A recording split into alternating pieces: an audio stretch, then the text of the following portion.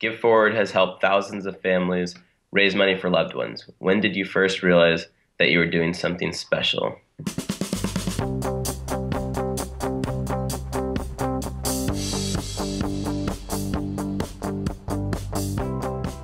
I think that for us, it was the very first time we realized we were doing something special is about 9 months or so into the website. We were pretty much had run out of money at that point, and we had thought about closing the doors. It wasn't as successful as we thought it was going to be, and we hadn't seen any breakthroughs in 9 months.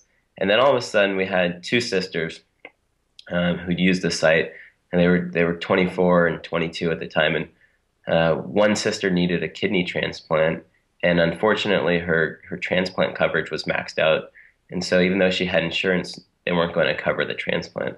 And her younger sister was actually a match to do the transplant, but because it was maxed out, they had to put up $100,000 ahead of time in order to get the surgery. And they didn't know what to do, and someone had told them about GiveForward, and they set up a fundraising page on GiveForward, and the first day they had raised about $5,000, and it spread on Facebook, and then more and more people kept donating, and within 30 days they had raised $30,000. And that was the very first time we'd seen a really big success story.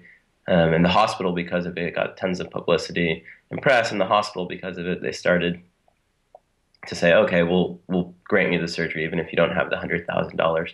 And the two sisters were able to do the transplant, and it saved her life. And I think that for the very first time was the first thing that we saw that said, all right, this is going to be successful if we can change the life of this one person. Imagine how many lives we can change if we can just get the word out there. So that was a big first success story, I think.